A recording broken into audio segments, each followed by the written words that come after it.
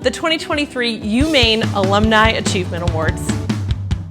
Hello, I'm Emily Kane, class of 2002. And before our 2023 UMaine Alumni Achievement Awards start, let's test your knowledge of the College of Our Hearts Always with a quick round of So You Think You Know UMaine? 6 questions with serious bragging rights on the line. Ready? Category 1, Geography. The Penobscot River and Stillwater River carve out the island on which our University of Maine sits. Name the island. The answer is Marsh Island. Category 2, History. UMaine's first building opened in 1870 and was first called Chemical Hall. Name this hall. The answer is Fernald Hall. Category 3, Entertainment. The then Maine Center for the Arts opened in 1986, welcoming 2 musical legends. One was Isaac Stern. Name the other. The answer is Yo-Yo Ma.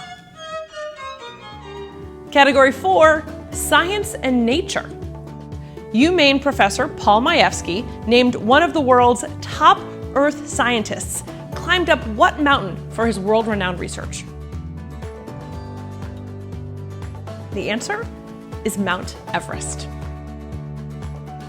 Category 5, Sports and Leisure. One UMaine sports standout is slugging for the Astros. Another is in the goal for the Bruins. Both are Jeremys. Name these athletes. The answers are Jeremy Pena and Jeremy Swayman. And Category 6, Art and Literature. Well before Stephen King was scaring us with his stories, he wrote a column in the Maine campus. Name his column. But I really loved the Maine campus because there were actual typewriters. The answer is King's Garbage Truck. How'd you do? If you scored at least 5 out of 6, congratulations, you're a black bear. And now, the 2023 UMaine Alumni Achievement Awards.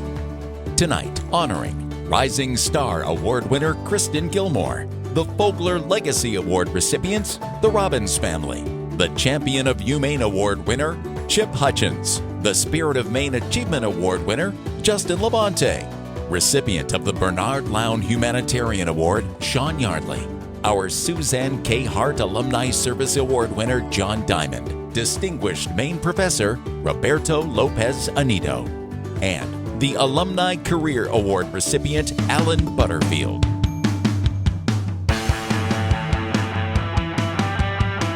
Our tradition is to begin with our Rising Star Award. And this evening, our Rising Star Award winner is sponsored by the official airport of the University of Maine Black Bears and the official airport of you, and online at flybangor.com. It's Bangor International Airport. Kristen was a student athlete here at Maine, and she was working with one of my colleagues, and we hire tutors and mentors, peer tutors and mentors, traditionally throughout our program for many, many years, and Kristen was a stellar student and one we approached to kind of work with other students, so she became a tutor for us and worked for us for 3 years, and then when she was done playing hockey, we offered her a graduate assistant position with us in the academic support area, and she's then moved from there to an actual professional position as an academic counselor for our program.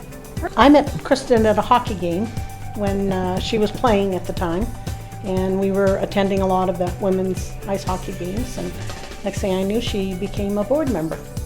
Yep, and I met her just at her first board meeting. That was the first time. So Kristen was on the 2013 Team Canada team that won the World Championships, and unfortunately, they beat the United States in overtime, 2-1. But that was her experience, which is awesome. When she joined, we started doing a lot more events for the M Club, and she was instrumental in being like the link between who we had on our board and the younger student athletes.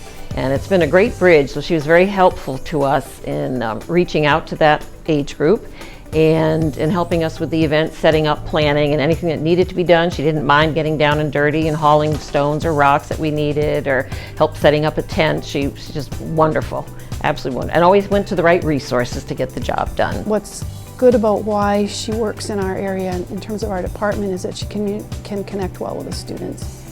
And they trust her, and you can't go wrong if someone is accessible and they feel like they can accomplish what they need to accomplish with her advice and her guidance. And so it's the connection that she can make with the current students that's the biggest thing.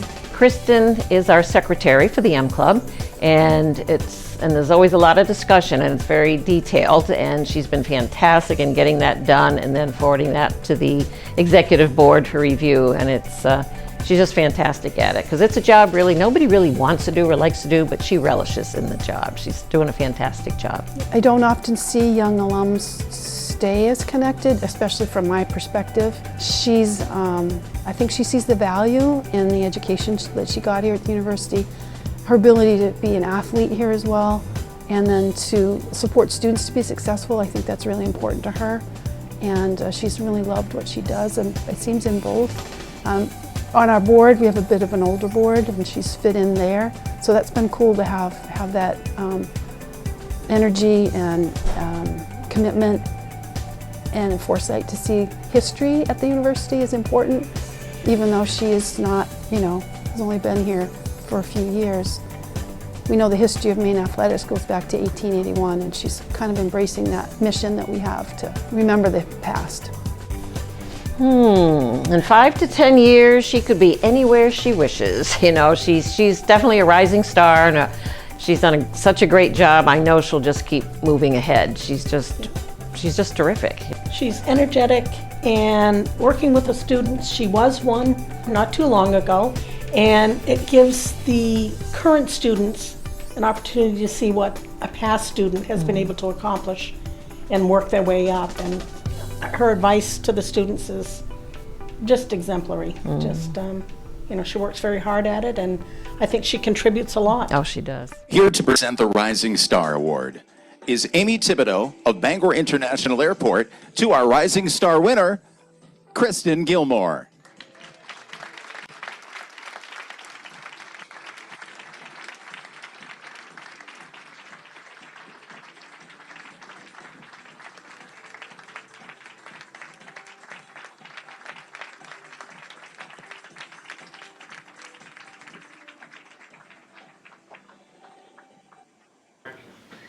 Good evening, everyone. I'd like to start by thanking the Alumni Association for selecting me as this year's recipient of the Rising Star Award. Hold the mic closer. And I would also like to congratulate the other honorees here this evening. You have all accomplished incredible things throughout your careers, and it's an honor to be considered a part of this Alumni Awards class with you. The M Club Board of Directors are some of the most genuine, generous, talented, and kind people I've had the pleasure of knowing. Working alongside them has taught me the meaning of true selflessness, and I feel honored to be a part of such an incredible group of people. Whether we were putting up a tent during a freezing cold blizzard or spending numerous hours setting up and breaking down the Hall of Fame event, I have cherished every moment I've spent with you all. During my time as a student athlete, the M Club worked tirelessly to provide me with the best experience possible, and I'm thankful that I'm in a position now where I get to give back to the program that gave me so much. I wanted to say a special thank you to Sherry and Sue for being perfect role models to young alumni. These two women continuously put others before themselves, always have the University of Maine's best interests at heart, and spend almost all of their time working to better the university. Your efforts do not go unnoticed or unappreciated. And to Ann Maxim, the president of the M Club, my boss, and my friend. Thank you for seeing something in me and for believing in me. I'm so thankful that I got to work for you and with you, and that I got to learn from you. Your loyalty and dedication to the University of Maine is inspiring, and I know the university is a better place because you're here.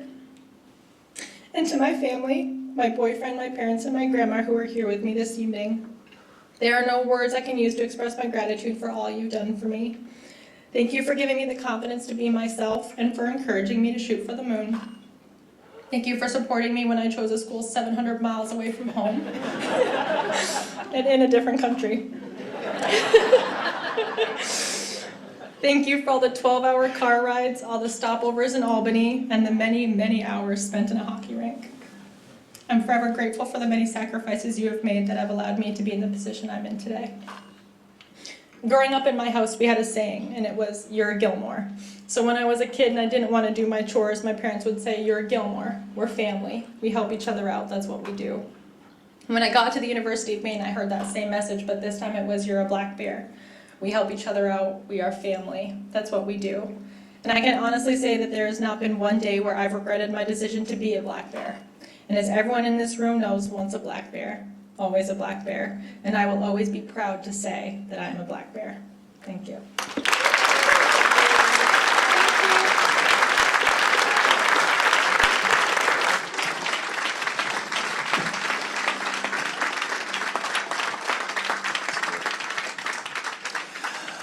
A few Alumni Awards ceremonies ago, we learned that well, let me ask you, a group of crows is a murder. A group of frogs is an army. A group of bears is a sleuth or a sloth. But don't let that fool you. There is nothing lazy about this group of black bears who are on a mission to be fantastic stewards of the forests of Maine. And this year's Fogler Legacy Award is presented by Eden Peabody. My parents came from France, and we moved to this little town of Searsmont, which had about 450 people. So it didn't take long for the local guy to find out there was a new girl in town, which happened maybe, not very often. So he called me up, and the rest is history, I guess. Well, I went to university because my family's always been in the lumber business, and we're very interested in forestry and managing land. We have a white pine sawmill, I should say sawmills. We've been in the sawmill industry since 1881. Our children are the fifth generation to run that mill. In addition to Ann and myself, our two sons, Jim and Alden, both graduated from the University of Maine, one in business and one in forest recreation. And then my son Jim's wife graduated, Shannon graduated from University of Maine in nursing.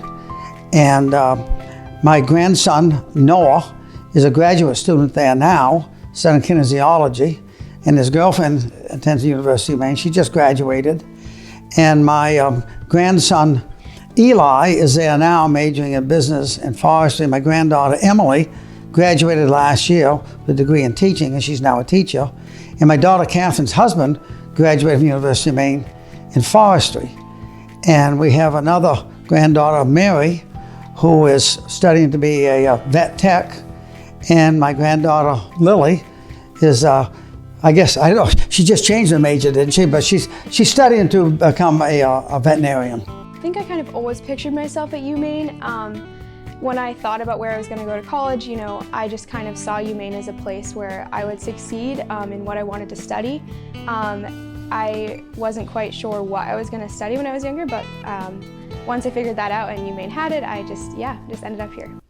So I've known the Robbins family for several years. I've been here for 20 years, and over that time have worked intermittently with a few of the Robbins family members on different products.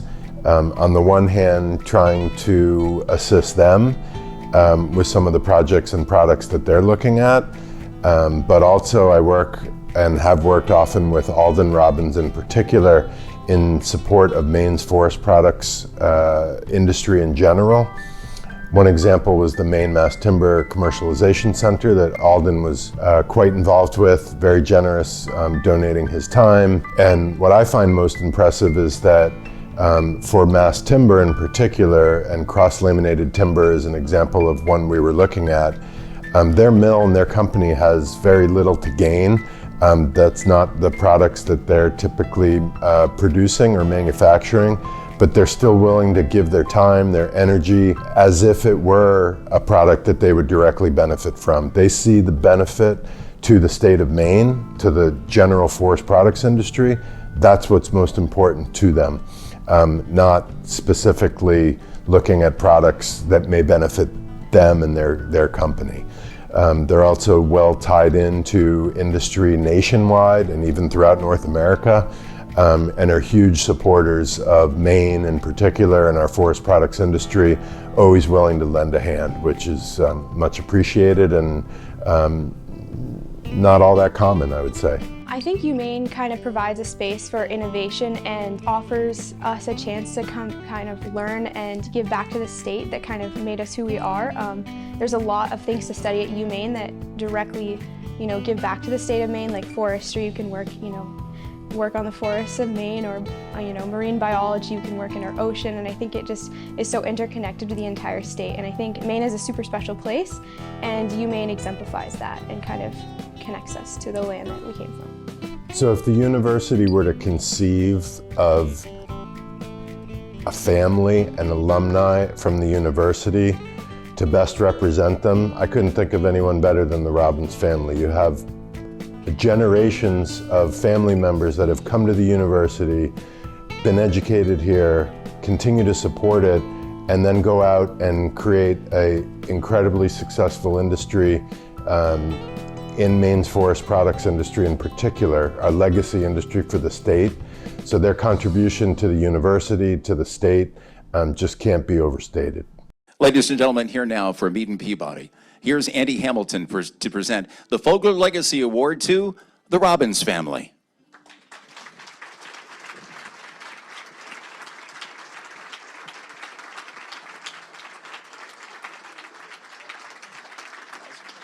Turn that way.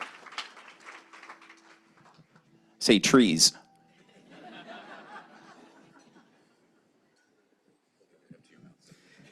Thank you very much, Andy.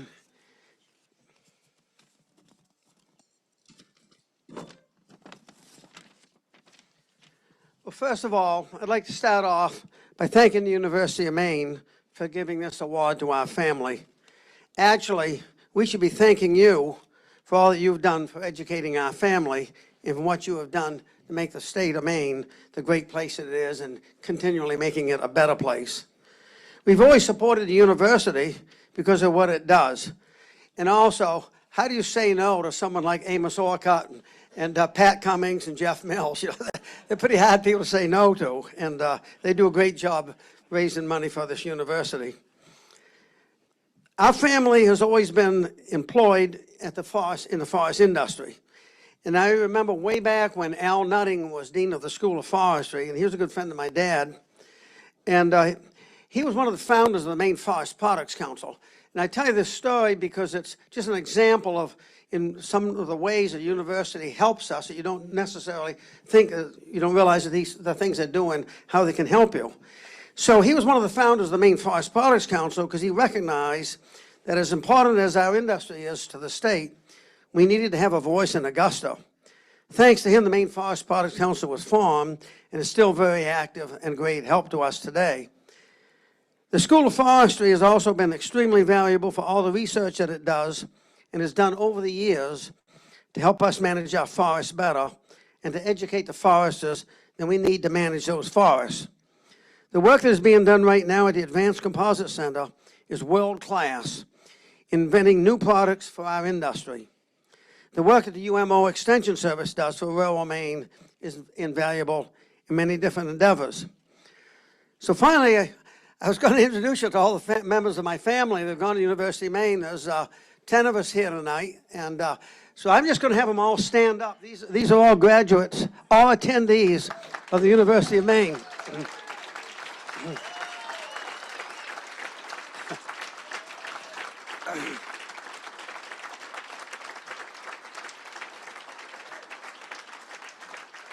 They've graduates of many of the different schools here, and I've got a grandson that right now is trying to decide whether they're going to go to the University of Maine in Augusta and study architecture or come up here and study civil engineering.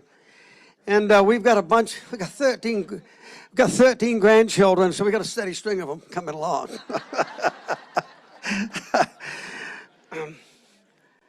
Finally, as you can see, the University of Maine is and has been a big part of our lives, and we want to thank you for that. Thank you very much.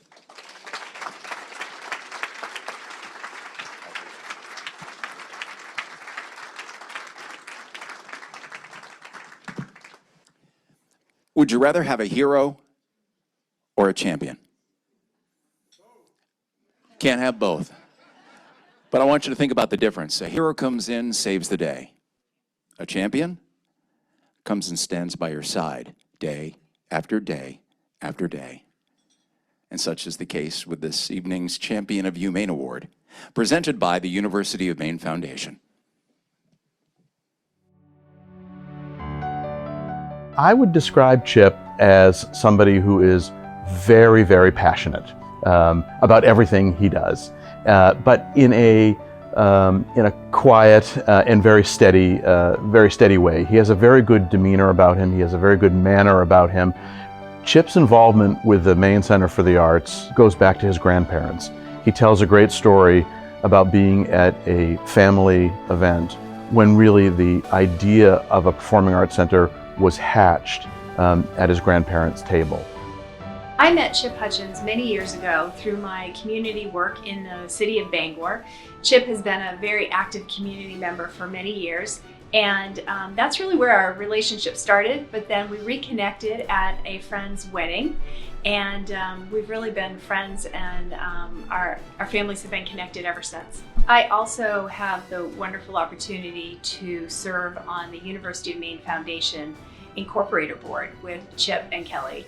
And it's just another example of their devotion to the University of Maine, their commitment to supporting the University of Maine, and how much they love this institution. And it's wonderful to see them every year at the annual meeting and to really celebrate everything that the University of Maine Foundation does. This is now Chip's second time on the board, and he has been our board chair for the last 6 or 8 years. And I think that Chip's message has been consistent, and I think it is a carry forward from his grandparents and his parents, and that is the Collins Center for the Arts exists so people in our part of the world, a rural part of the world, can experience the arts.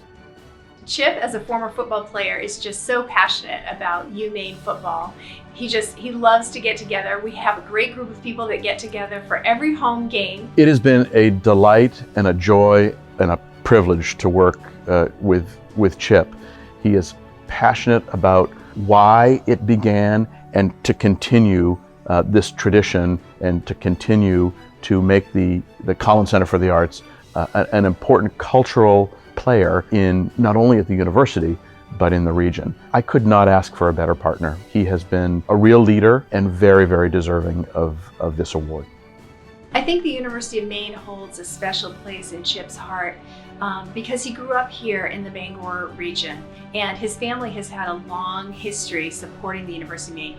And he also really understands the economic impact that the University of Maine has here and across the state.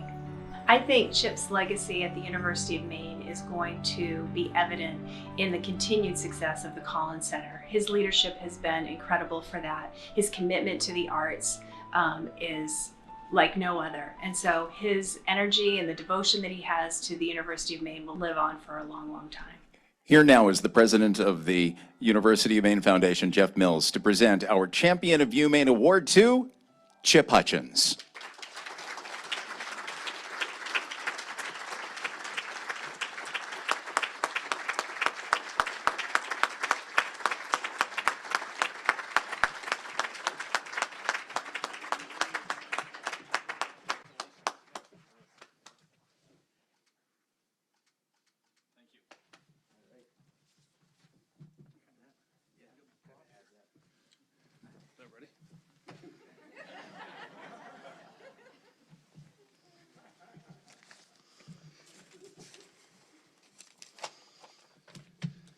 Thank you, UMaine Alumni Association. Congratulations to the other 2023 Alumni Award winners. I'm in awe of your accomplishments. I probably don't deserve to share the spotlight with you tonight. Special thank you, and I'll try to get through this. Special thank you to Professor Butterfield. My mom, and I will say my brother surprised me tonight, so I'll say our mom, was an amazing woman who ultimately succumbed to that awful disease. I cannot thank you enough for your efforts to rid us of this horrible disease.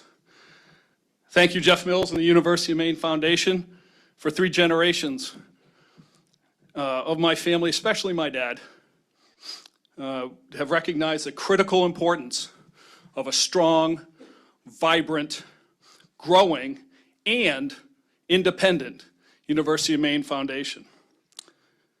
I'll put on my fundraising hat. Give big and give often. Tom, I will be brief, as multiple generations of my family would say thank you, sit down, and shut up.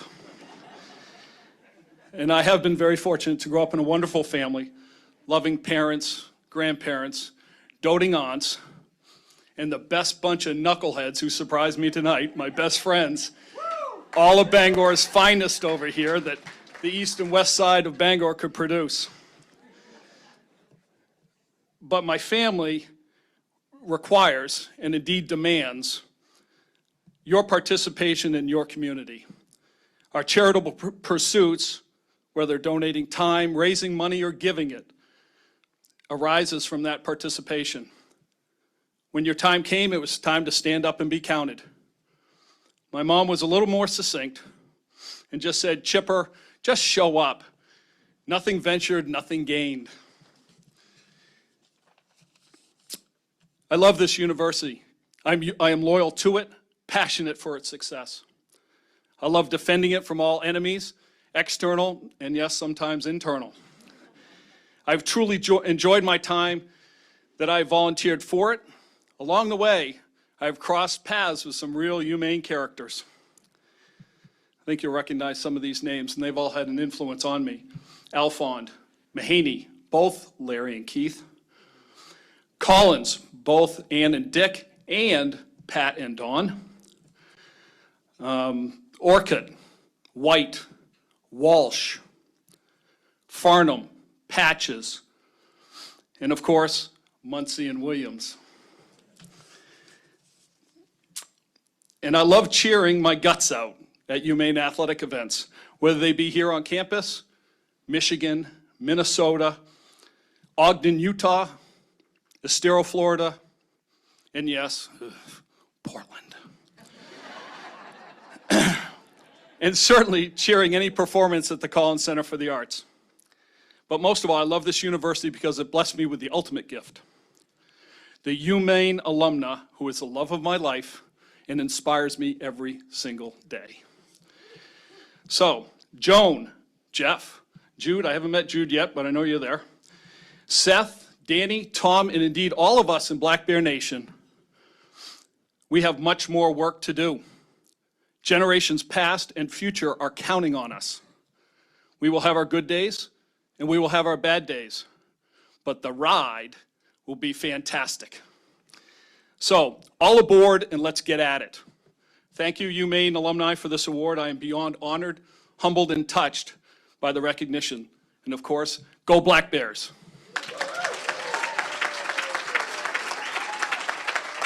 Please welcome back to our podium, Joan Farini Monday.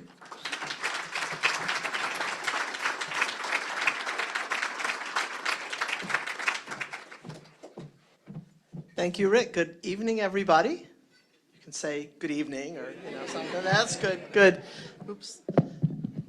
Thank you so much for coming to this Alumni Achievement Awards dinner. Isn't it wonderful to be here together, to be so excited about Black Bear Nation and meeting one another and seeing one another again? I couldn't be happier than to close what has been really quite a phenomenal day for us here at the University of Maine, but with this event tonight. I also want to express my gratitude to all of our sponsors and to all of you and for your great generosity to the University of Maine and your great support to the University of Maine. When I get a chance to speak to alums and donors and award-winning members of our community, I always like to say how gratified I am by having you all out there, knowing that you care so deeply about this university and that you are such great supporters. You're there when we're doing well, and you're there to help us when we have challenges. And I personally appreciate all that so many of you do for this university, so thank you. I mentioned that today was a very special day. We dedicated Beryl Warner Williams Hall here on campus. If you haven't had a chance to walk by and see the spectacular mural that celebrates the life of our alumna, Beryl Warner Williams, you should take a walk over on the mall and see it. And I'd like to again welcome the Williams family. If folks could just kind of wave to let us know you're here. It has been a delight to spend time with the family, to get to know folks, to get to know more about Beryl through her family, and to be a part of a terrific celebration today. We also had a Maine Days Week parade, and that was fun too. Couldn't be more pleased than to cap the day off with this evening tonight. We're just 1 week away from commencement now. And so the plans are in full swing for celebrating our graduates, the next rounds of alums that will join your ranks next Friday and Saturday here. And it's been a terrific year at the University of Maine. I won't go into every single thing that's happened, but a few highlights that I'd like to share with you that perhaps you've seen: the exciting development and release of our 3D bio-home project, the groundbreaking accomplishment, 600 square foot prototype.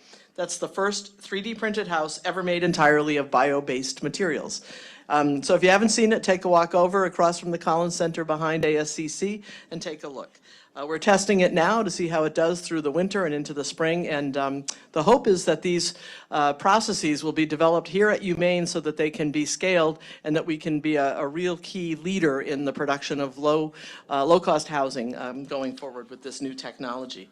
We're proud that we've opened the Furland Engineering Education and Design Center to address student demand and employer needs. Thank you to so many in this room who are a part of helping us to raise the funding for that project. It's gorgeous, and if you haven't had a chance, try to take a look in there as well. We broke ground on a project to renovate Coburn and Holmes Halls, two of the oldest buildings on campus and fondly remembered by many in this room, I know. They will be developed into a boutique hotel, with the construction of a new building also adjacent to Holmes Hall. The three buildings will provide 95 hotel rooms and suites, as well as a bistro cafe. This will preserve the historic structures and the character of these buildings within our university and high-quality campus-based hospitality services. So we look forward to welcoming you there in the coming months. Athletics is doing fantastic things. First of all, our teams have had a great year. Our student athletes have once again broken all kinds of records with their outstanding GPAs and their outstanding service and community commitment. The Alfond funding that has been so generous to help us with athletics is showing progress. The new softball complex was opened just a few weeks ago, the beginning of a series of exciting improvements to our athletic facilities to benefit our students and far beyond. You've already met university leadership that are here. I'd like to point out that several of these folks are quite new in their positions. Very excited to have Jude Killey, Giovanna Guidaboni, Jason Harkins, Kelly Sparks, an incredible team here together with our extremely strong foundational team, and your university, I think, is in good hands. The leadership that you've met tonight is very committed to the college of our hearts always. So with that, I want to congratulate the award winners. So well deserved, such extraordinary records of generosity and of accomplishment. Very proud to be a part of this community and to say congratulations to all of our Black Bears tonight. Thank you.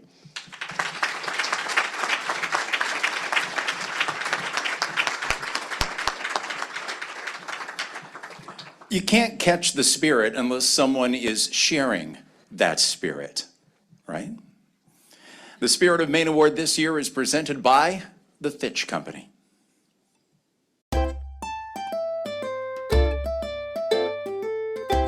A few words that I would use to describe Justin to someone who's never met him before. I think the first would be, he's just like consummate professional.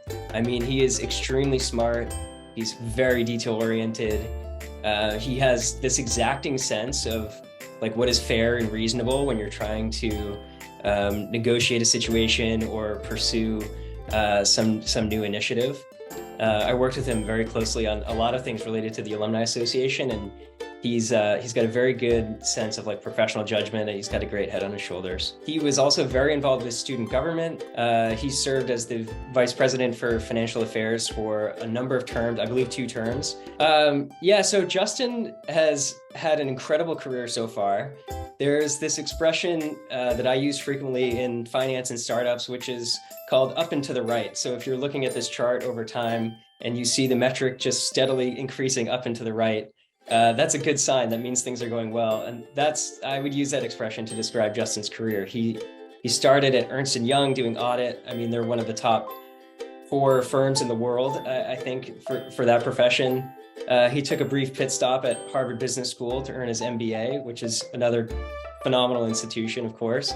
And probably you can count, I would say, on 2 or 3 hands the number of UMaine students that have earned that. And then from there, he went on to Emerson, where I believe he's had a number of promotions, probably 1 a year in his time that he's been in Emerson. I could say that in a very short amount of time, he's just he's progressed very quickly through our corporate ladder and developed a very strong network within Emerson, and of course delivered very strong results for the corporation. Yeah, Justin's achievement in the financial world is extremely impressive. He has had a lot of success being able to tie together these different threads of how the numbers explain the impact of the business, and doing that on an absolutely massive scale. I mean, global finance position for a company of that scale is just beyond something that even I can comprehend. And I do that role myself, but for a 30-person firm that's mostly based in one city. So the scope of that is hard for me to imagine, and Justin excels at it. For all of us at Emerson, it's with extreme pride that we see Justin receiving this award. There's no doubt in my mind that one of his biggest passions is Maine, and specifically the University of Maine. And so exemplifying the growth and the opportunities that the university is providing for students is very much at the core of what Justin is involved in today and would like to be involved in the future. I think it's also worth noting how much he's given of his own time back to the university, something that he clearly cares just so much about. And I think that really speaks to the spirit of Maine and the type of leaders that this university hopes to put out into the world. Leaders that are both have a ton of professional and personal aspiration to go and do great things, but also very willing to turn around and give of themselves back to this place that gave us all so much. You know, over the next 5 to 10 years, I see Justin, first of all, continue to grow his family with his wife and his young son now that was born here very recently. I know he's very devoted and very committed to his family, very much a family person, very family oriented. So I expect to see that family continue to grow and blossom over the next 5 to 10 years. I fully anticipate his career with Emerson to grow exponentially. As I look at the 3 core things that Emerson's trying to do over the next 5 to 10 years around the evolution of our culture, the growth of our portfolio, and the execution of our strategy, there's no doubt in my mind that Justin's going to be right in the middle of all of those 3 things.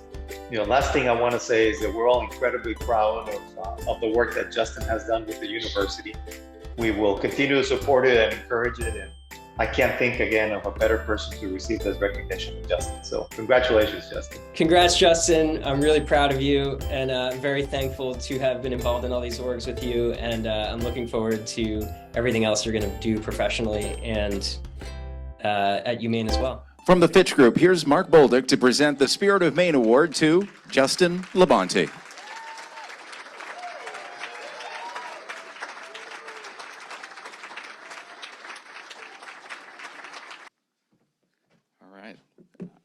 So for any of you that know finance individuals, we're not the most comfortable with the spotlight on us, and it's usually not a good thing when we're in the spotlight, so I'll try to keep this fairly brief. But thank you so much to the Alumni Association for this honor. It's been an honor to be part of the Alumni Association since I've graduated in 2010, to serve as treasurer and go through so much change in that organization over the 7 years that I was on that board. So it was an honor to be part of the organization. Now it's really an honor to receive this award from the organization. And it's also been a pleasure to kind of transition my time serving UMaine to the Board of Visitors, to work with you, Joan, and everyone on the board, and really stay involved as much as I can with the organization, despite my physical distance from Orono. I just wanted to say that my UMaine experience here has been really foundational in three main areas in my career, and I think foundational to any success that I've had. And the first is obviously academically. As part of the business school, I really got a great foundational understanding of business here, of accounting and management, which I majored in, that really allowed me to leverage that foundational understanding at Ernst & Young, and then pursue my MBA at Harvard, and then go on to Emerson. And so academically, I really received a solid foundation here in business that has been really important to me as I've progressed in my career. The second would be leadership. I was very involved in student government here and in student organizations here, and UMaine has a very robust and thriving student community and student organization structure on campus that it is really powerful. It really gives students a lot of experience outside of the classroom, and how do you exercise other skills outside of just core learning, and how do you present in public? How do you lead a team of individuals to accomplish a goal? And how do you work with administration? How do you work with students that come from different backgrounds and different cultures? And so from a leadership perspective, also very foundational. And then the third area I'd like to highlight is friendship. When I came to UMaine, I was very fortunate to be surrounded with very motivated and talented and smart individuals. And the thing that happens when you're surrounded by people like that is you become a little more motivated and smart and talented. And that has really been another area that's really contributed to my success in my career. And a lot of those individuals are here tonight in this room. You know who you are. So just thank you again to the Alumni Association for the honor. Thank you to my friends and family, to my wife Maggie, who really, without her support, I wouldn't be able to have the career success that I've had. Sometimes it can be quite demanding, and she's always very understanding and very supportive, and takes care of our little one when I'm not able to be there. So thank you again, and it's been a pleasure, and congratulations to all the other honorees tonight. Thank you.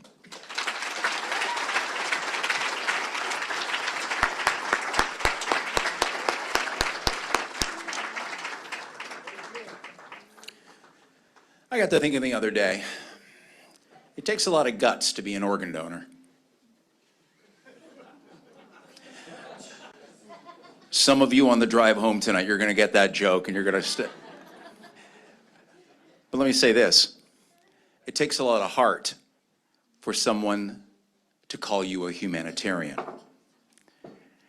Androscoggin Bank this evening presents the Bernard Lown Humanitarian Award. One aspect of Sean that I think is missed sometimes is how successful a business person he is in pursuit of helping people. He's really entrepreneurial.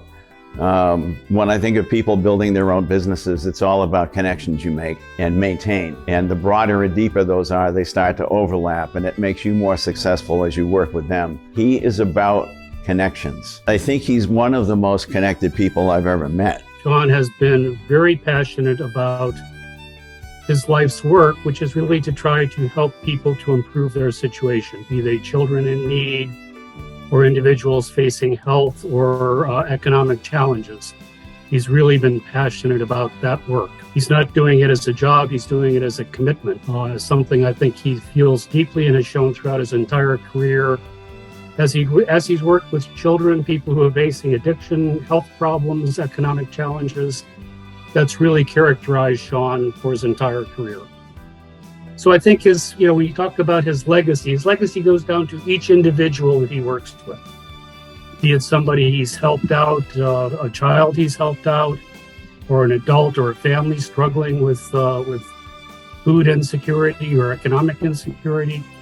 All of those people carry his legacy forward, as will some of the students he's taught at the University of Maine who've gone into this field, and as, for example, with a recent physical project, which is a new workforce housing project here in Lewiston with 35 units that he was instrumental in bringing into reality, working closely with Avesta.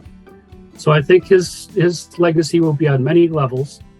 A lot of it's on a very personal level, recognizing the impact that he's had in so many individuals and their lives. I think recognition matters to him. He's human. I mean, it matters to all of us, but I think it's always been secondary to the work that's going on and the attention he's paid to family. But I think his real rewards have been in moments offline, moments with his kids, moments with his grandkids, discussions with his wife, arguments and then resolution with coworkers and peers.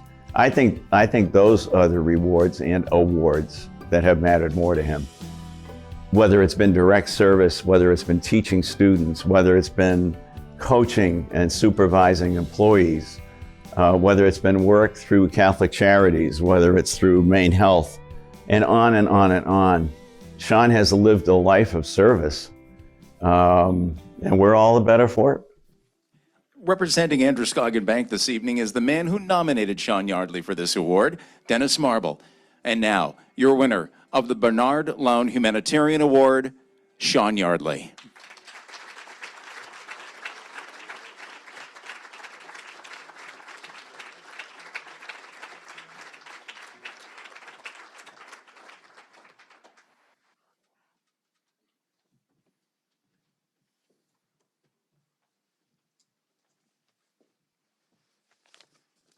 Thank you, Dennis. Thank you for this wonderful recognition, and a special thanks to those who nominated me. I am truly humble.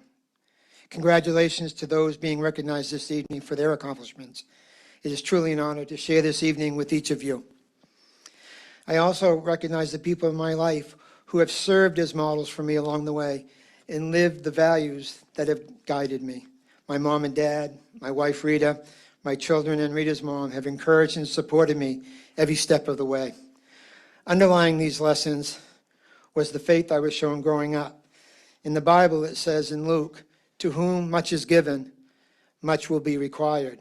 This has always been our guiding principle, and we truly have been given so very much. My family operated a small, old-fashioned grocery store in Washington County, following in my dad's family's footsteps. As with many small businesses in paper mill towns throughout Maine, their success was tied to the success of those mills. Despite financial challenges, I saw my dad extend credit to many people who literally didn't have the resources at times to put food on their family's table. At my dad's funeral, people showed up just to pay their respects and share with my family how grateful they were to my dad for his kindness and generosity. So while I am here tonight being honored, by extension, so are my mom and dad. Like many, my undergraduate time at the University of Maine was life-changing and set me on my path. First and most importantly, it was there, through Bobby Brown, Dalton, that I met my wife-to-be, Rita, in 1977, when she was beginning her pursuits of a degree in elementary education. We married in the summer of 1980, and over the years have been blessed with 7 children and 10 grandchildren. And I should note, and one of them was in the video, 3 of our children are proud UMaine grads. Shane is an educator and currently is the principal of an area middle high school. Kiana is an LMSW clinician, and Kyra is a first grade teacher nearby. Our other children are making a difference in the world as well. Josh teaches public policy at Harvard's Kennedy School and Tufts Fletcher Graduate School of Global Affairs. Jeremy is a pediatric hospitalist at Northern Lights. Megan's a research scientist at Boston Scientific. And our youngest, Tessa, is continuing pursuing an undergraduate degree at USM. Beyond finding my partner in life at Maine, I also received an incredible education that opened my eyes to the world of social work and the opportunities it would afford me. My academic advisor introduced me to the field of child welfare. It was a match made in heaven. The field of child welfare, as we know it today, has only been around about as long as I've been alive. Being in a field that was new and evolving has been an exciting journey. One of the most valuable lessons I learned early on is the value of collaboration. The lessons served to inform my work in the field, as well as the courses I've taught. For over 35 years, I've been affiliated with the University of Maine, serving as a guest lecturer across a number of disciplines, a field advisor for undergraduate and graduate students for many years, and as adjunct faculty in the School of Social Work for 26 years. During those years, teaching the course entitled Child Welfare, a Multidisciplinary Approach and Ethical Issues in Child Welfare gave me a wonderful opportunity to meet aspiring professionals working in fields that impact children's lives. I hope I have had a positive impact on those who took my courses and how they've gone on to relate to the children they serve, write children's policy, or support programs that serve children. That would be a great legacy, second only to our children, of course. For those that know me, I like telling stories, so I will conclude with a couple of stories that influenced me deeply. And I've had the opportunity to live out Luke's message. When my oldest son, Josh, graduated from college, he decided to serve in the Peace Corps and was assigned to the West African country of Burkina Faso to teach high school math. His school is in the third poorest country in the world and was a metal-roofed mud structure. There was no electricity, and the nearest water source was over a half a mile away. Josh rode home and made a request through me to the Bangor Rotary Club to support digging a well. 16 years later, that well is still serving the school and nearby villagers who pay a nominal fee to draw water for their personal use, with those funds covering the cost of servicing the pump. So it will provide life-sustaining water for the people of Josh's village into the future. When my oldest daughter, Megan, was exploring PhD programs in her field of interest, she landed on a program in molecular pharmacology and toxicology at Southern Cal, where she conducted cutting-edge research on alcoholism in the brain. She gained attention in the field, won some awards, and would inevitably be asked by interviewers how she got into that field of study. And she shared that growing up, she would attend the anniversary celebrations of my sobriety. She noted that those in attendance would come and go year to year, and she wondered why some people succeeded in recovery and others don't. It was a question planted in her developing scientific mind that she turned into a career as a research scientist. You see, while my children never saw me in the active phase of my disease, we chose to use my experience with this horrible disease as a learning opportunity for our children and others. I chose not to hide the disease in shame, but to see my recovery as the gift I was given to share with the world. So I will end where I started. To those who have given much, much is expected. Thank you for this honor.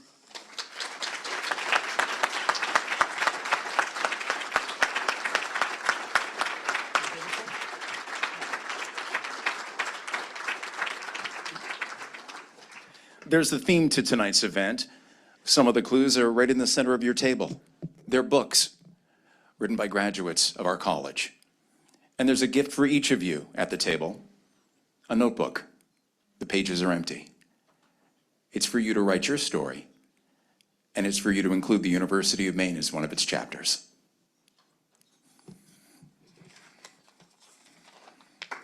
Oh, you don't have to clap. That was solid. Thanks. My wife was the only one that didn't clap. Notice that? Yeah.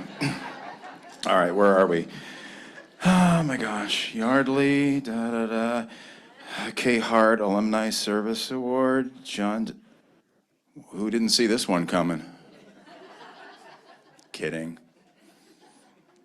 The Suzanne K. Hart Alumni Service Award is presented this evening by WBRC. Well, that's interesting. How did I meet John Diamond? Well, actually, John Diamond and I are in the same class. I'm very proud to have him as a member of our class of 1977. And the interesting thing is I don't believe we ever met when we were in college here, which is kind of funny because we were both in Lord Hall. I was there for music and he was there downstairs for mass communication and journalism. And I was busy up in my music and he was busy with that down below. So we never met during the years at campus, but years later, of course, I've got to know him much better in my role as the president of the class of 1977, and as well as a board member at the University of Maine Alumni Association. When John was a student here at the University of Maine, he was very involved with his fraternity, Delta Tau Delta.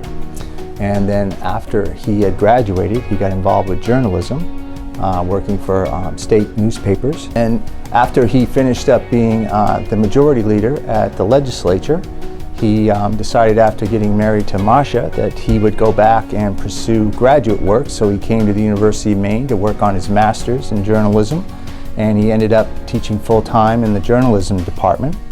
And then he was hired by Dr. Fred Hutchinson to become the head of Director of Public Affairs here at the University of Maine. My career path has been, in many ways, because of John. He helped to recruit me to run for the legislature, and he got me interested in returning to higher education, and he was very involved in nominating me to come back to the University of Maine when I came back as the head of the Alumni Association in 1997. He is the perfect example of what a Mainer, a true Mainer should be and is, and someone with great humor, very dry humor as a matter of fact, but he's got great humor and he's got a character and deep wisdom and respect for people and just a true Mainer through and through. I think John's legacy for the University of Maine will be his lifetime service to the institution, and his works will go on to be seen not only with the support that the legislature gave, but also here at Buchanan Alumni House. He is a prime example of someone that has served this university in so many ways. Again, a man of character, a man of deep integrity, and exemplifying the Maine ethic, his deep roots to the University of Maine, and his belief in all that's good, like true Mainers do. And the honesty thing comes back and back again to me, because his career was full of that, and he stood for what he believed in, and to this day, he still does that, even off the board and in his retirement. So he is so deserving of this award. I can't think of anyone better. Here's Rob Frank of WBRC to present, I want to make sure I say it right, the Suzanne K. Hart Alumni Service Award to John Diamond.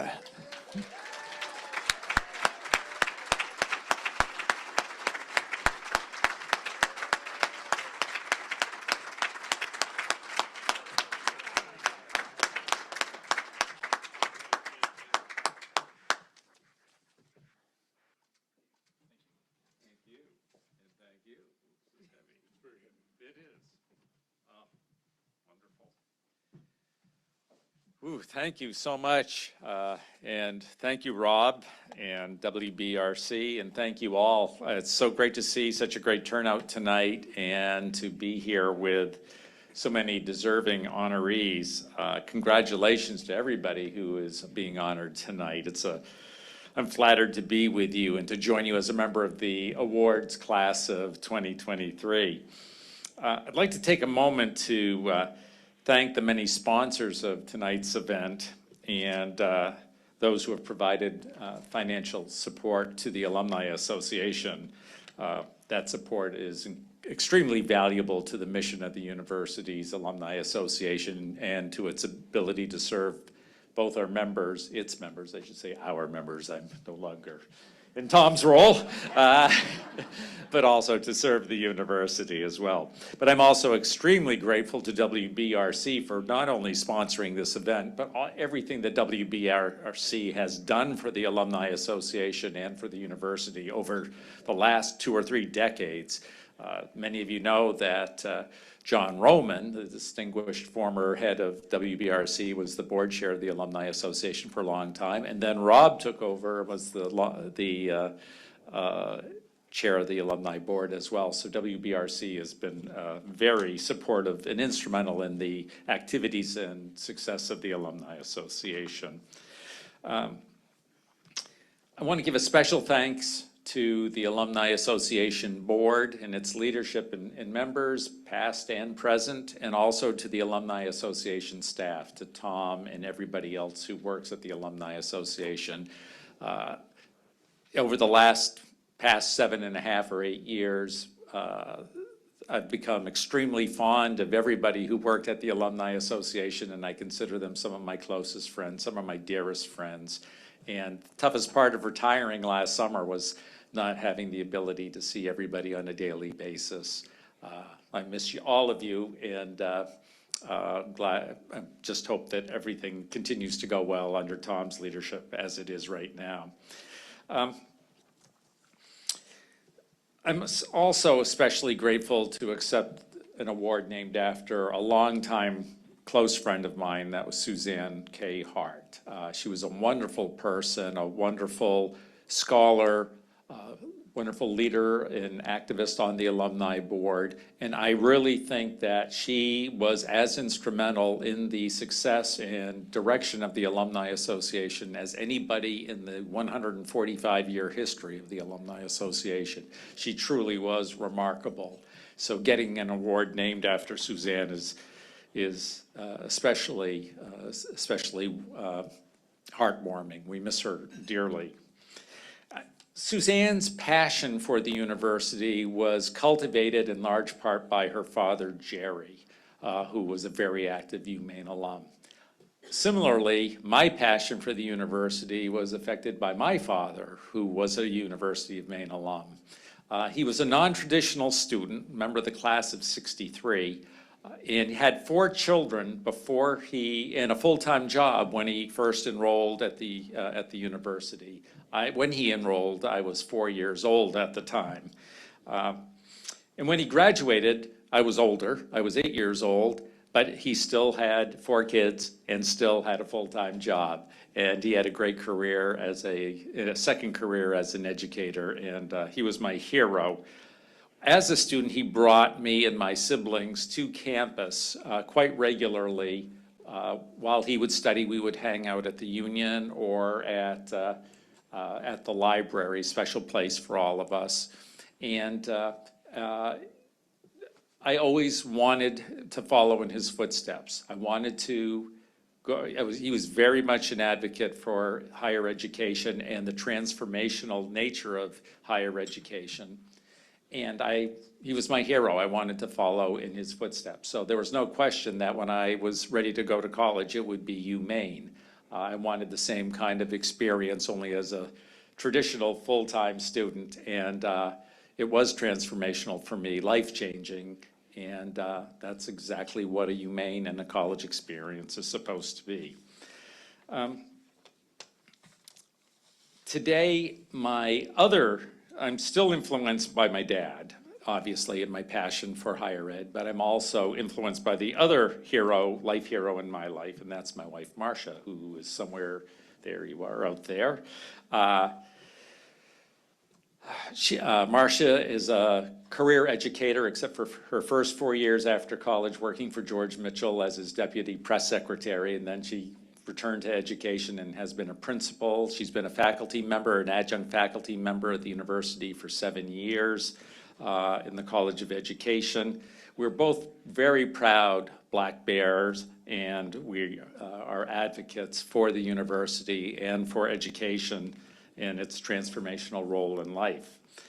Our love for UMaine is a family affair. 2 of our 3 kids went to the University of Maine. We have siblings who went. Marcia's father went to the University of Maine for his graduate degree.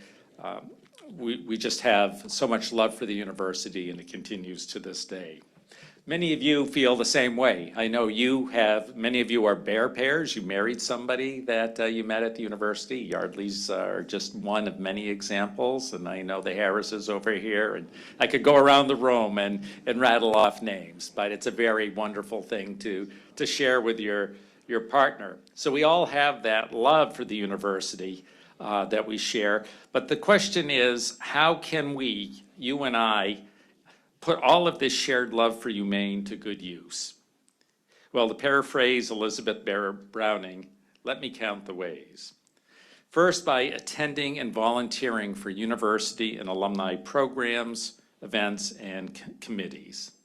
Second, by supporting the university and the Alumni Association financially. Jeff Mills and the others at the UMaine Foundation oversee fundraising for both the university and the Alumni Association. The foundation knows what the university's strategic priorities are, and they can work with us to identify ways that will tap into your interests, your areas of support for the university in ways that are mutually beneficial and that will leave a lasting legacy. So that's an important way of channeling that love. Third, you can be an advocate for the university and the Alumni Association with your family, your friends, policy makers, taxpayers, tuition payers, and other members of the general public. That's extremely important.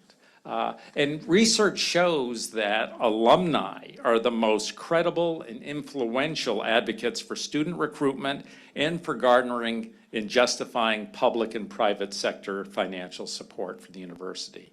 I can't overstate that fact.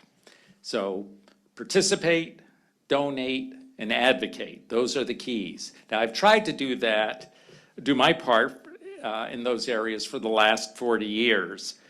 I first started volunteering for the Alumni Association when Bob Holmes was its president, and then he was followed by Max Burry, Jeff Mills, Donna Thornton, and Todd Saucier. Now I continue in retirement. I continue to volunteer, working with Tom Pico and the Alumni Association staff, and I do the same thing to the extent I can for the foundation in terms of being a volunteer and advocate for the foundation. And the reason is simply to ensure that current and future students and alumni find similar rewards and enjoyment from their humane experience as many of you and I have found.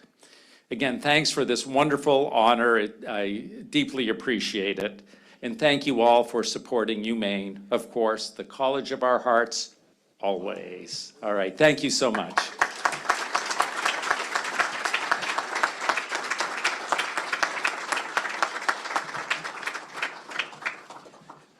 To present this evening's Distinguished Professor Award, please welcome Julia Muncy of the class of '02. Thank you so much, Rick. Good evening, everyone, and thank you all so much for being here this evening. I have to say that as I have been watching this event unfold, I think I literally know every person in the room, and I certainly know all of the award winners, and it has just filled me up and brought tears to my eyes.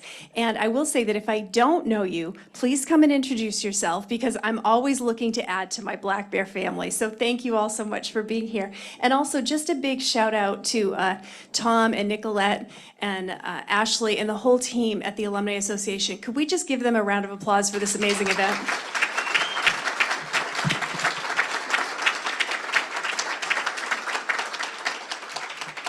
So as Rick said, I get to present this award as a member of the class of '02, and it's one of my favorite things to do. I think highlighting the role that our UMaine professors play is so critical. They are the heart of why we're all here and what the university has meant to us in so many ways. So I will get on with my remarks. In the early 1960s, Mike Roy and other members of the class of 1942 made a visionary decision. They would establish an endowment fund to honor each year a member of the UMaine faculty. The selection criteria would be based on the university's land-grant tradition of teaching, research, and public service. They named the honor the Distinguished Maine Professor Award. Mike and his classmates did not want this to be just any award. They wanted it to be the most prestigious award a UMaine faculty member could receive. So they created the endowment fund and built it up to the point where each year the recipient receives a check for $4,200, a nod to the class of '42. From the selection of the first Distinguished Maine Professor in 1963, the Alumni Association has overseen the annual selection of the award recipient. We are proud and honored to do so, and we are especially proud to celebrate the 60th anniversary of this prestigious recognition tonight. In 2012, Mike Roy and his remaining classmates passed the torch to my class, the class of 2002, and asked us to take responsibility for keeping the endowment fund well-fueled.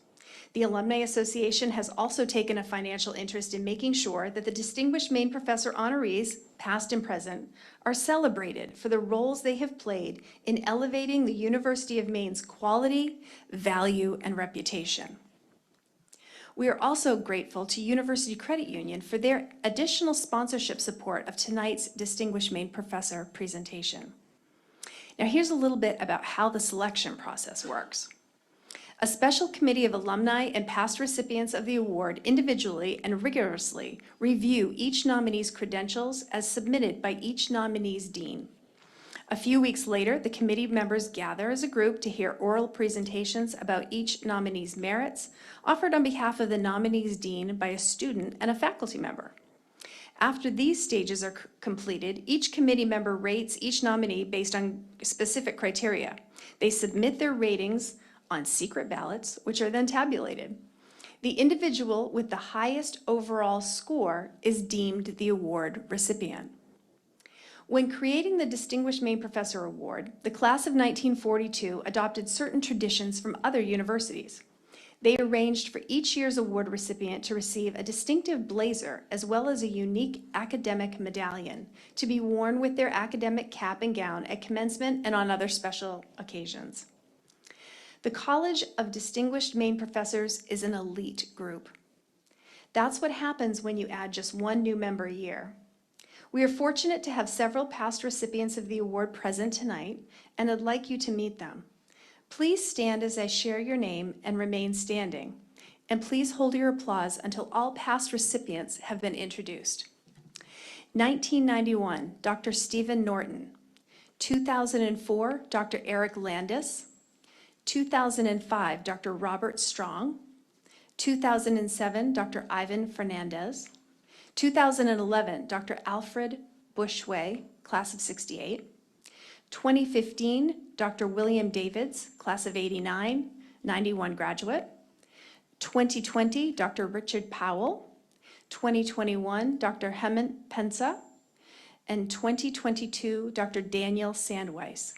Thank you all for your countless contributions to our students, our university, and our state.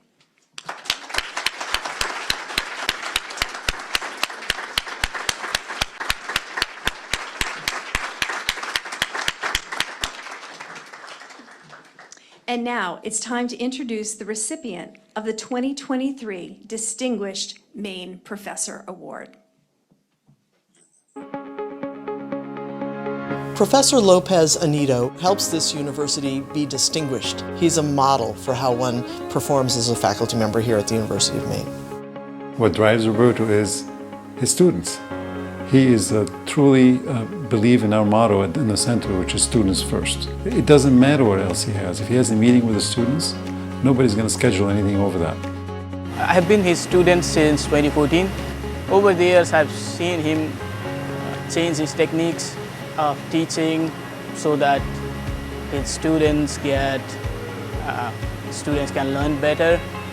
The fact that he would change his teaching style to better help the students shows how great professor he is. He exhibits what I call quiet excellence. He can be a little soft-spoken at times, but when he goes into the classroom, he is a methodical teacher. He really teaches the students well. They learn the concepts. He teaches a required course in structural analysis that all civil engineering students take, whether they want to be a structural engineer or not. He does an outstanding job with that. As an advisor, he was very friendly and he was encouraging me to discuss new ideas, and he was very helpful in getting me started with the research. And whenever I came up with new ideas, he would discuss it and we could flesh it out together. And Roberto is that encouraging to all of his students. As a researcher, he is a major player in our Advanced Structures and Composites Center's work in structural engineering and in composites development. He started as a traditional civil engineer working on composites and bridges, but now he's expanded that to a wide range of applications, and it really shows his versatility as a researcher. He is one of the leaders in composite material technology globally. He is one of the top 2% in the world in terms of people referencing his research papers. So he's been helping us develop material systems to build homes like the one we're in right now. That's a 3D printed home. He was part of the team who developed 3D printed materials that we're using here. So his deep understanding of material science and composite materials is key to the success of our team across all the projects that we work on. There are two spin-off companies in Maine, Advanced Infrastructure Technology and Compotech, that in part rely on his work.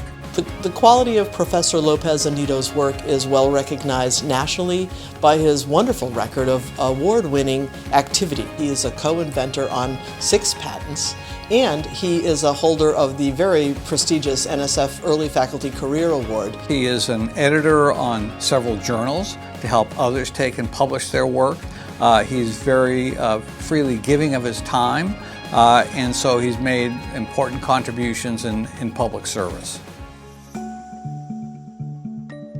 Roberto is an outstanding professor, outstanding researcher, but he is a wonderful husband and a wonderful father. We have 3 daughters, Camila, Virginia, and Rebecca. It doesn't matter how busy we are, but they are our priority.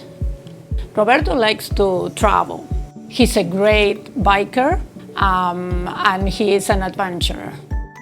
Something else about Roberto, he likes history. So anything that you want to ask him about geography or history, he will know. You don't want to challenge Roberto on trivia or pursuit. You will lose it. I was not at all surprised to see that Roberto received the Maine Distinguished Professor Award. It's actually overdue for Roberto. He was one of the first 2 faculty that we hired here at the Advanced Structures and Composites Center. He is a star in all 3 of the major areas of a university professor's responsibility, and we are so fortunate to have him at the University of Maine. Professor Lopez-Anito, I want to offer my most sincere congratulations. You are a credit to the University of Maine, to the state of Maine, and to the country, and I couldn't be more proud to be your colleague. Roberto, congratulations on winning the Maine Distinguished Professor Award. You really deserve it. Congratulations from all your students. Roberto, at times you can be a little bit on the modest side, but I want you to really bask in the glory that you're receiving as part of being a Maine Distinguished Professor. We first met when you interviewed for the Advanced Structures and Composites Center in Civil Engineering. Little did I know, 26 years later, we'll still be working together and the students will be benefiting so much from your work. I'm looking forward for the next 26 years with you and your students. Congratulations, Roberto. You deserve it. Felicitaciones. Te lo mereces. Te quiero mucho.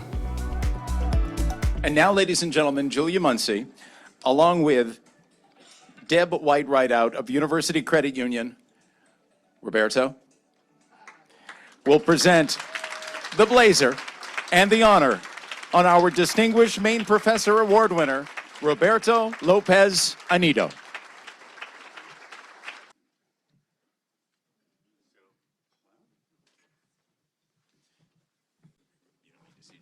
Yeah, I have my one. Thank you.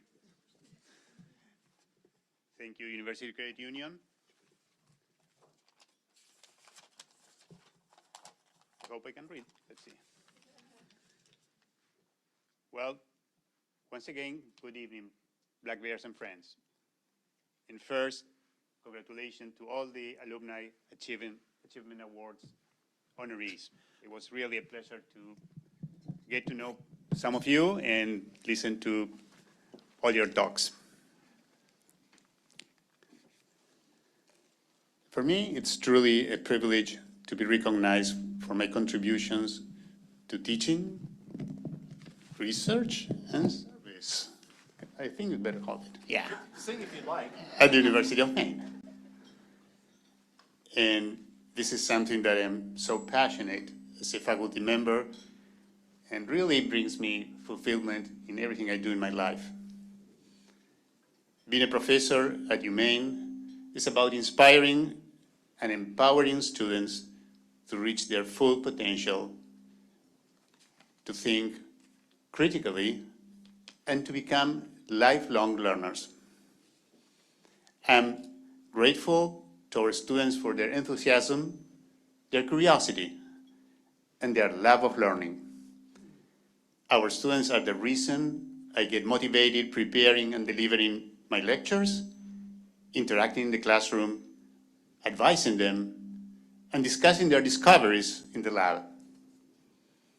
I'm also grateful to my colleagues in the Department of Civil and Environmental Engineering who have supported me and provided a great collegial environment since I came to UMaine 25 years ago. I came just after the ice storm of '98, if you remember. It was kind of scary, actually, when I came. During this time, I have also learned so much from the expertise and dedication of many researchers and graduate students working on multidisciplinary projects at the Advanced Structures and Composite Center. Originally, it was the Advanced Engineer Wood Composite Center.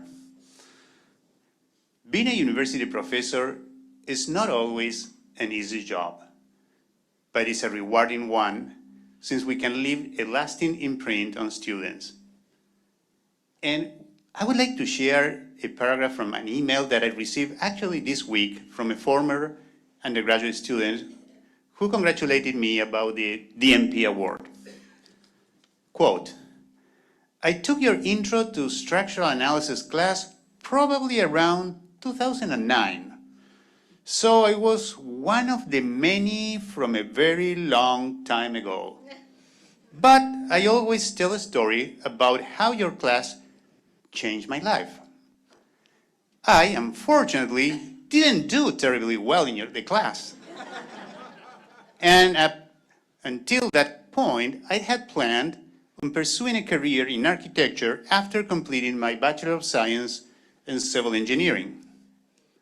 My significant struggles in the course forced me to reevaluate my options, and I chose to focus on wastewater engineering instead.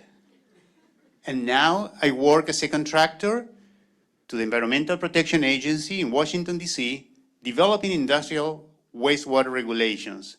I love what I do.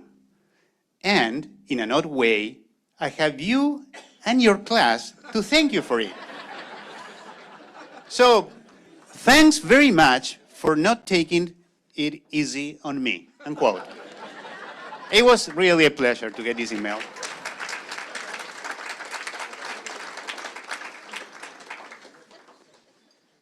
As a professor, it is a privilege to have the opportunity to make a positive difference in the life of our students.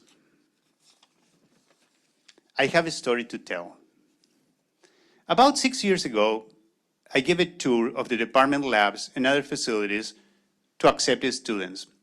I recall meeting one family from Massachusetts who came with their daughter to know more about UMaine and our undergraduate program to decide on her acceptance offer in civil and environmental engineering. This morning, I had the great pleasure of seeing this family again. Both parents came for the Master of Science thesis defense of their daughter, whom I supervised in her graduate studies. This was her second degree and her second thesis completed at UMaine.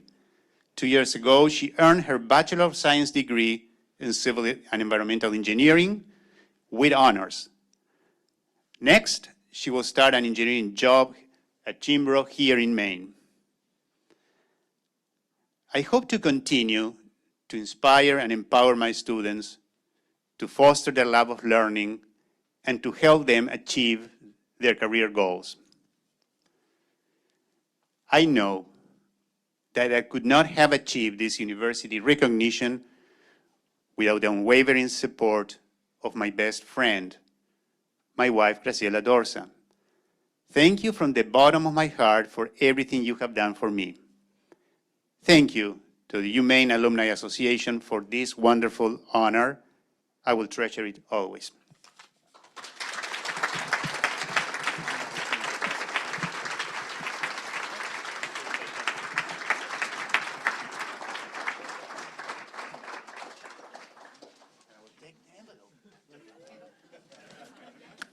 Thank you. Good things come in small packages, yes. Great people can come from small towns. And this evening, our Alumni Achievement Award, Career Award, is presented by the College of Liberal Arts and Sciences from the University of Maine.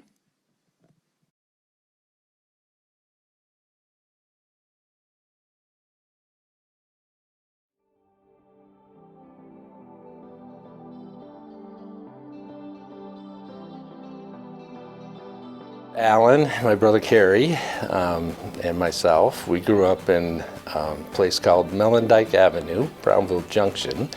You couldn't do much else in that town other than play sports. Brownville Junction High School basketball team was well coached, and Alan was a starting guard / small forward on that team. Alan's passion for chemistry didn't occur at his high school, Brownville Junction High School, because they had a sink in what would have been termed a laboratory.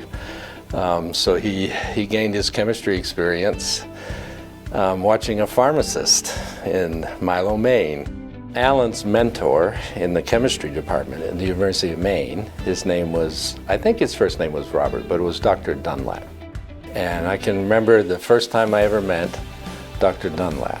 We were doing a problem in a chemistry class, and it was the first year that actually calculators, handheld calculators, had come out. Up comes Dr. Dunlap behind me, and he says to me, "Your brother would have had that problem done already with a slide rule." I remember the day that I met Alan, and he literally fell for me. He was working out in an alumni gym at the time, and I was a part of a judo class. So he came into the mat room. He said something along the lines of, "I bet you can't throw me." And so I said, "Well, first let me show you how to fall so that you don't get hurt." And then I pounded him good. What drives Alan is the need to succeed, to be respected, to do really good work, to do better than average work. Nobody outworks Alan. His work ethic is unbelievable. Parts of Maine and Brownville Junction are northern Appalachia. There's the, I don't know if I can be successful because I come from aspect. That, I think, is his driving force. Alan's work in applying chemistry to Alzheimer's brought us to the fact that oxidation in the brain causes Alzheimer's. Rust is oxidation. Rust is iron that gets oxidized. And we know that things that get rusty don't work as well as things that aren't rusty. Alan developed a technique called redox proteomics, which allowed us for the first time to see which proteins and identify which proteins were damaged by oxidation. Populations are aging, so it's very important to understand the causes of dementia and how it can be treated, or probably more importantly, how it can be prevented. And my own work deals with free radicals and antioxidants. And Alan showed that damage by free radicals is a very key early event in the development of dementia. He's published over 700 manuscripts, which is fantastic. He has around 60,000 citations. He joins a group of people in the world with a citation index over 100, which is very small. And this is throughout history. And he's been a fantastic mentor. I think one of his biggest legacies is he's mentored so many students. And I am one of the people that have had the pleasure of being mentored by Alan Butterfield. He has this loyalty both to the faculty that he's mentored, like me, but also he has this loyalty to the students and is always working to help them get the next position, to help them get promoted, to help them get grants, or to help them get some type of award. There's a photo of Alan working in his office. Behind him is a bookcase. And you can see on the bookcase row after row of 69 bound theses from his PhD and major students. The picture of Alan in the Oval Office with President Clinton, he got that award for mentoring underrepresented students in chemistry. And that would be women, that would be African Americans, that would be undergrads and graduate students with disabilities. And to get such a prestigious award for just being what he did so naturally is, it's telling. Alan and Marcia have proven themselves to be fantastic supporters of our alma mater, the University of Maine, and I'm really proud to say that soon you'll be seeing the Alan Butterfield Scholarship. And it will ensure that Students can come to Maine to focus on what matters most, which is, their classes and their research, and not worrying about the cost of education. Alan is the first to tell you that he's come from nothing. But yet what he and Marcia are doing with their support of UMaine is to give students the chance to become something. The man is brilliant. He's like a man moving around chess pieces. He's been doing this for 30, 40 years, and he is still incredibly interested in the science. I've actually never seen him utter a crossword to anybody. Mind you, I haven't seen him at home.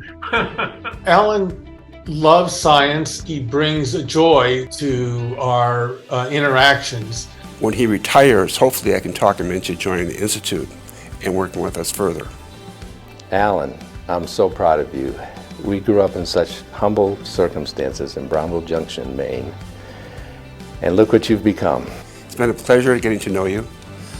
I've read your work for many years. You're a fantastic scientist. You're highly respected in the community. You're highly respected here in the state of Maine. Congratulations on your continued success in understanding oxidative stress in neurodegenerative research. On behalf of everyone you've mentored, congratulations.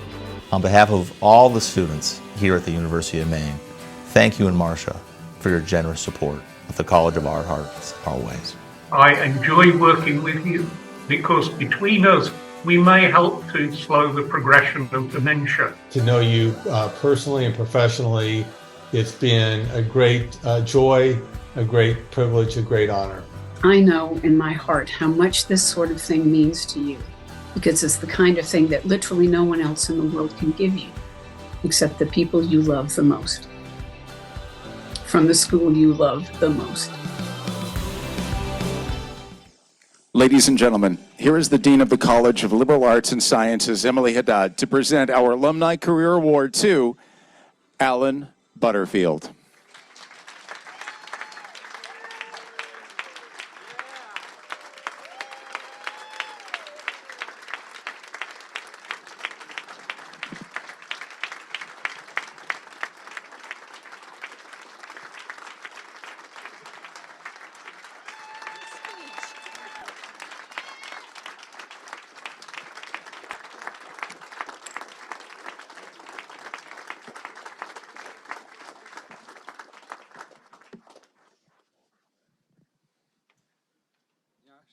Your wife brought your speech up, and it's already presented for you, sir. Are you comfortable holding a microphone? Sure. Yeah, I forgot my speech because I'm an absent-minded professor. What can I say? Oh, gosh, I'm so touched by that video. I'm almost shaking. Thank you, everyone who participated. It was amazing. So, President Farini Mundy, Dean Emily Haddad, Chairperson of Chemistry Alice Bruce, the previous winners of various alumni awards we've heard tonight. Congratulations to all of you. For all of you who are here, I just want to say I am just humbled by this recognition and an award. The University of Maine, which I am proud to say, I'm sure you know, is a rank 1 university, did two incredible things to put me on the trajectory that led to tonight's award ceremony. First, I received an absolutely first-class education in chemistry from the dedicated faculty at the University of Maine, particularly, as my brother Bill mentioned, from Professor Robert Dunlap. He also mentored me by inviting me to perform research in his laboratory, which I did for about 1.5 years, starting in the summer of my junior year. And during this time, I learned that I really enjoyed doing research, and I realized for the first time that one could actually make a living by thinking. I mean, up until then, I performed back-breaking work every summer after graduation from our small high school. You saw a picture of it. It's incredibly small. In a small Piscataquis County town of Brownville Junction, as Bill mentioned. I did that for the first 2 years, earning just enough each summer to pay the tuition to go the next year. And then, with research with Professor Dunlap, it provided me a picture of what life could really be like. In 1971, I joined the Department of Chemistry at Duke University as a graduate student in the PhD program. And like all the 22 new graduate students, I took the 4 entrance examinations in different areas of chemistry. And most of these graduate students came from Ivy League or other elite universities. Duke is a pretty prestigious school, and I was very happy to be accepted there. But thanks to the terrific, just absolutely terrific undergraduate education I received at UMaine, I was one of only 4 of our graduate student class to pass all 4 of these entrance exams. And this is after a 3-year stint teaching African high school students as part of my required military service following graduation from UMaine. I earned my PhD in 2.5 years, and I took a postdoctoral fellowship in neuroscience at Duke University School of Medicine. In 1975, I was invited to join the faculty of the Department of Chemistry at the University of Kentucky as an assistant professor. I started to do research on neurological disorders, ultimately settling on research on brains from persons with Alzheimer's disease. I was promoted to full professor 8 years after joining the faculty. If you don't know, that's fast. so anyway, our lab's Alzheimer's disease research changed the paradigm for understanding the etiology and the pathogenesis of Alzheimer's disease by discovering key mechanisms for free radical oxidative damage to brain that leads to neuronal death and consequent loss of cognition.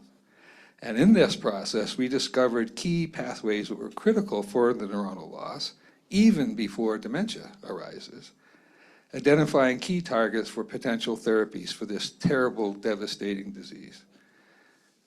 This work was funded by many NIH grants. Thank you very much for your tax dollars. And these NIH grants supported my training 68 PhD and master's students, over 180 undergrads who worked in the lab, and over 30 postdoctoral scholars and visiting scientists, all of whom now are in very good academic, professional, or industrial positions. The great majority of the graduate and undergraduate students were female, persons of color, and persons from economically disadvantaged Appalachian Kentucky. Marcia mentioned in the video, which, thank you, dear, that was really touching, about my having met President Clinton and received this mentoring award, so I won't dwell on that. And it was also mentioned by David that I have published nearly 700 scientific papers and have a Hirsch index of 124. This demonstrates that my research group and I have learned a ton about Alzheimer's disease, and that what we've learned is of great interest to clinicians treating these patients, because I believe we have started to find the earliest change that happens in people who are going to eventually develop the cognitive loss that so devastates people's lives. And all of this would not have been possible without the very strong foundation in chemistry that I received from the University of Maine, for which I am immensely grateful. Now, when I started making these remarks, that the University of Maine allowed 2 incredible things to happen in my life that led to tonight's award ceremony. The first one I just described, and the video did a better job than I am doing here. But the second thing, which I argue is even more important, is that I met and fell in love with the true love of my life. Is Marcia, maiden name Tuthill Butterfield. We were married 2 days after graduation in 1968 at the Orono United Methodist Church. And nearly 55 years later, amazingly, she still puts up with me. And we thankfully are going still strong. Marcia has been my rock, my inspiration, and absolutely my source of strength. And more than once, I've heard this term tonight, again, more than once, Marcia and I have been called a black bear pair. And our daughter, Nyasha, who's sitting right over there, born in what is now Zimbabwe, but at the time was Rhodesia, and we were teaching African students in an apartheid country who would not be taught without our help. Also graduated from the University of Maine in 1993. And moved just recently back to Maine to live full-time. Isn't that great?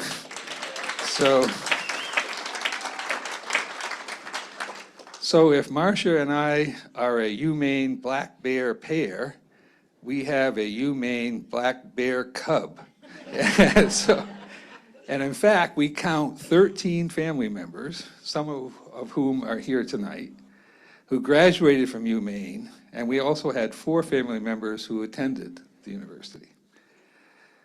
So, at age 77, I am still fully employed at the University of Kentucky, teaching graduate courses, serving as Associate Vice President for Research, and I still have NIH grants to support our laboratory's research.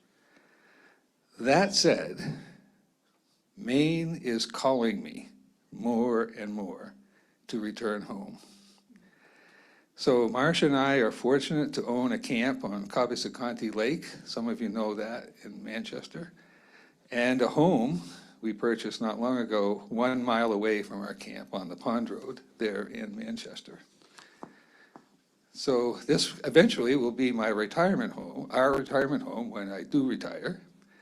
And when I do retire, I hope to be of service to the University of Maine going forward, as David alluded to, in the Institute of Medicine, but also perhaps in the Department of Chemistry if they'll have me. So again, with my deepest thanks to the University of Maine Alumni Association for this singular honor of being presented the 2023 Alumni Career Award, I will treasure this award from the University of Maine, the college of our hearts always. Thank you, and go Black Bears. And so ends tonight's Alumni Achievement Awards. To all of our winners, our bright and rising star, our proud stewards of Maine's forests, our champion of the arts, athletics, and more, our shining example of the spirit of Maine, our tireless advocate for Mainers in need, our servant and leader of our university and state, an exemplary teacher, researcher, and public servant, and a groundbreaking scientist and outstanding mentor. Congratulations from the College of Our Hearts always. Thank you for joining us and supporting the University of Maine. And now, we invite you to stand and join us in singing the Maine Stein Song.